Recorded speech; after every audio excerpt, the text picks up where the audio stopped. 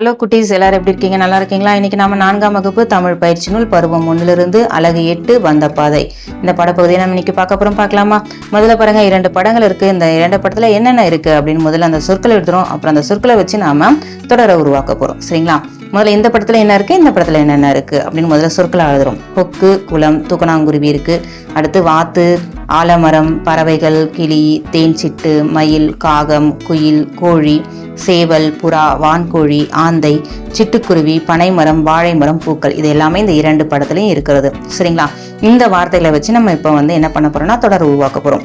கொக்கு குளத்தில் மீன் பிடித்ததுன்னு கொடுத்துருக்காங்க. இது போல நம்ம எழுதலாம். வாத்து குளத்தில் நீந்தியது. குளக்கரையில் வாழைமரம், தென்னை மரம், பனைமரம் மற்றும் ஆலமரமும் இருந்தன. மயில் தோகை விரித்து ஆடியது. கிளி பழம் சாப்பிட்டது. பறவைகள் மரத்தில் அமர்ந்திருந்தன. குளத்தில் மீன் துள்ளியது. ஆலமரம் உயரமாக வளர்ந்திருந்தது. இது போல நம்ம தொடர்களை உருவாக்கி எழுதலாம். அடுத்தது சொல் தொடர் வண்டி உருவாக்குவேன். கடை, கடைத்தெரு, தெருவிளக்கு, விளக்கு திரி. அதாவது ஒரு வார்த்தை, அந்த வார்த்தையை வச்சு அடுத்த வார்த்தை எழுதுறோம். இப்ப கடைத்தெருன்னு முடியுது, அந்த முடிகிற இடத்துல மறுபடியும் தெருவிளக்கு, இங்க விளக்குன்னு முடியுது, விளக்குல இருந்து அடுத்த ஒரு வார்த்தை விளக்கு திரி. இந்த போல நம்ம எழுத போறோம். சரிங்களா? இப்ப கொய்யா, கொய்யான்னு சொல்லும்போது கொய்யா பழம், பழக்கடை, கடைத்தெரு. மலர், மலர் விழி, விழித்திரை, திரைப்படம். பனி, பனித்துளி, துளி நீர், நீர் யானை. இல்ல பனி, பனிமலர், மலர் விழி, விழித்திரை, அந்த மாதிரியும் எழுதலாம். சரிங்களா? அடுத்து வாழை, வாழைப்பூ, பூந்தோட்டம், தோட்டப்பயிர். வீடு, வீட்டுப்பாடம், பாடசாலை, சாலை வீதி. இல்ல சாலை வீதின்னு கூட எழுதலாம். சாலை விதி இல்லைன்னா சாலை விதி எழுதிக்கலாம். சரிங்களா? அடுத்து பாருங்க, ஒரே வரிசை எழுத்துக்களை வர மாதிரி தொடர்களை எழுதுறோம். இப்போ மா, அதாவது மரத்தில் மாடு கட்டி இருந்தது.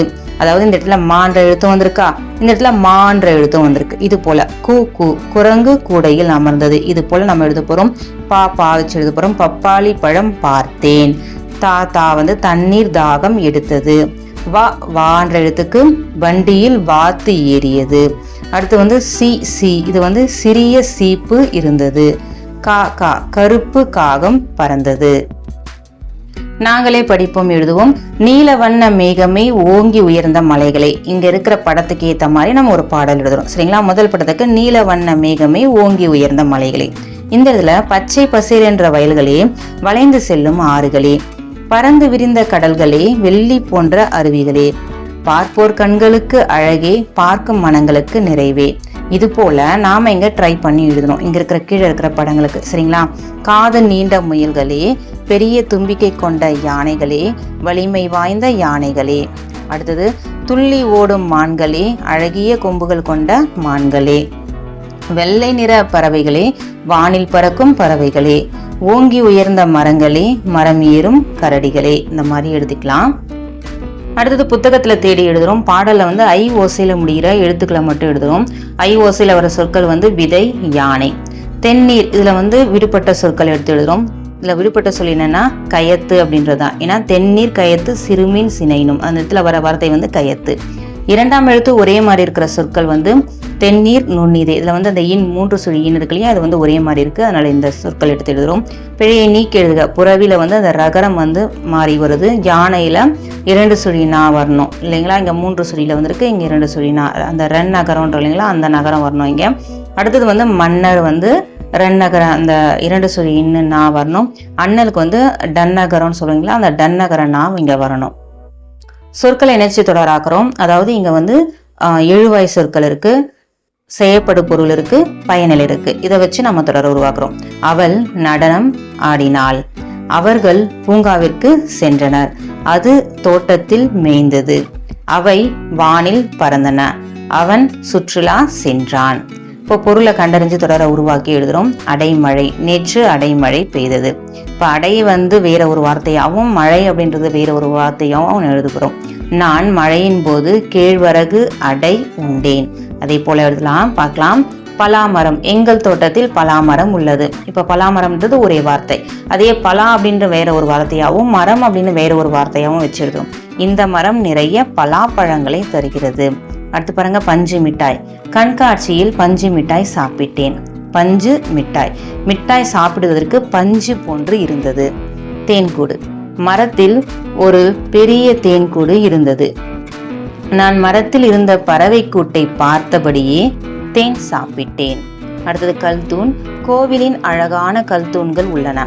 கல் தூண், கோவிலில் உள்ள தூண்கள் கல்லால் ஆனவை. அடுத்தது படத்தை பார்ப்பேன், தொடரை எழுதுவேன்.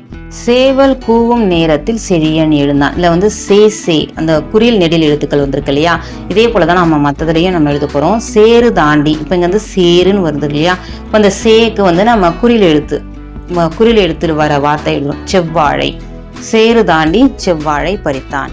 அடுத்து இங்க பேரிக்காயில வந்து பே இருக்கு இல்லையா, பேவை வச்சு எழுத போறோம். பெட்டியில் இருந்து பேரிக்காய் எடுத்தான். தென்னை மரத்தில் தேங்காய் பறித்தான். வேலி ஓரம் இருந்த வெண்டை செடியில் வெள்ளரி பறித்தான். மெத்தை மீது சிறிய மேசை வைத்தான். பறித்தவை அனைத்தையும் அதன் மேல் வைத்து உண்டு மகிழ்ந்தான். அடுத்தது வந்து படிக்கிறோம், படிச்சுட்டு கேள்விக்கு ஆன்சர் பண்ணலாம். வெயில் நேரத்தில் குரங்கு ஒன்று மிகவும் களைப்புடன் சென்றது. அங்கு ஒரு மரத்தை கண்டது. மரத்தில் பழங்கள் இல்லை, ஆனால் இலைகள் இருந்தன. அருகே ஒரு குளம் இருந்தது. அக்குளத்தில் சேறு மட்டுமே இருந்தது, ஆனால் தண்ணியும் இல்லை அந்த குளத்துல. சரிங்களா, இப்போ அங்க குரங்கு என்ன பண்ணிருக்கோம் அப்படின்னா பழம் பறித்து தின்று. மரத்துல தான் பழமே இல்லையே, அப்புறம் எப்படி பழம் பறிச்சு சாப்பிட்ருக்கோம்? பழம் பறிச்சு சாப்பிட்ருக்காது. அடுத்து தண்ணீர் குடிச்சிருக்கோம். குளத்துல தண்ணியே இல்லை, சேறு மட்டும்தான் இருக்கு, அப்ப தண்ணியும் குடிச்சிருக்காது. தண்ணீரில் குளித்திருக்கோம். தண்ணியே இல்லாதப்ப எப்படி குளிக்கும்? அப்போ அதுவும் இல்லை. நிழலில் இலை பாரி இருக்கும் அப்படின்றது மட்டும்தான் இதுல சரியானது. என்ன சொல்றான், அப்பா காய் வாங்கி வர சொன்னார் அண்ணா அப்படின்னு சொல்றான். அதுக்கு காய்கறி விற்கிறவர் என்ன சொல்றாரு, என்ன காய் என்று சொல்லு தம்பி அப்படின்னு காய்கறி விற்கிறவர் கேட்கிறாரு. அதுக்கு சரண் சொல்றான், கடைக்கு ஓடி வந்து தாகமா இருக்கிறது, என் தாகத்தை நீக்க வேண்டும், சமையலுக்கும் பயன்பட வேண்டும், அப்படி ஒரு காயை கொடுங்கள் அண்ணா அப்படின்னு கேட்கிறான். அதுக்கு காய்கறி விற்கிறவரு, இந்தா தம்பி நீ கேட்ட காய் அப்படின்னு கொடுக்குறாரு. சரண் வந்து என்ன காய் வாங்கியிருப்பான், தாகத்தையும் தீர்க்கணும் சமையலுக்கும் உதவணும் அப்படின்னா அது தேங்காய் தான். ஊரின் ஓரத்தில் ஒரு ஆறு இருந்தது. அது தண்ணீர் இல்லாமல் வற்றி இருந்தது. ஆறு மிக அகலமாக இருந்தது. அந்த ஊர்க்காரர் மிக முக்கிய வேலையாக ஆற்றை கடக்க வந்தார். இப்ப அவர் எவ்வாறு ஆற்றை கடந்திருப்பார் அப்படின்னு கேட்கிறாங்க. அவர் வந்து நடந்துதான் போயிருப்பார், ஏன்னா ஆத்துல சுத்தமா தண்ணி இல்லை, ஏன்னா தண்ணி வற்றி போயிருந்தது. அதுல அவர் ஆற்றை நடந்துதான் கடந்திருப்பார். சரிங்களா, அடுத்து எழுத்துக்குரிய சொல்ல வந்து எழுதி தொடராக்கணும். அதாவது சாசா வரிசையில வர எழுத்துக்களை எழுதுறோம். சால வந்து சங்கு, சுட்டிருப்பு, சாதனா, சொந்தம், சிகரம், சேவல், சீரகம், செங்கல், சோளம், சூரியன், சைகை, சௌ. இப்போ இந்த வார்த்தைகள் நம்ம எழுதியிருக்கோமா, ஸோ இதை வச்சு நம்ம அப்படியே நம்ம ஒரு தொடரை உருவாக்குறோம். சூரியன் சுட்டெரிப்பதாக சாதனா சொன்னாள். அம்மா சோளப்பிட்டும் சௌ கூட்டும் சமைத்தார். செங்கல் வேலை செய்பவர் சூரியன் சுட்டெரிப்பதாக சைகை மூலம் சாதனாவிற்கு சொன்னார். சேவல் சோளம் தின்றது. இது போல நம்ம மேல எழுதியிருக்கிற வார்த்தைகளை வச்சு நம்ம இங்க தொடர் உருவாக்குறோம். அடுத்து சொற்கள் அமைஞ்சிருக்கிற இடத்துக்கு ஏற்ப தொடர் எழுதணும்.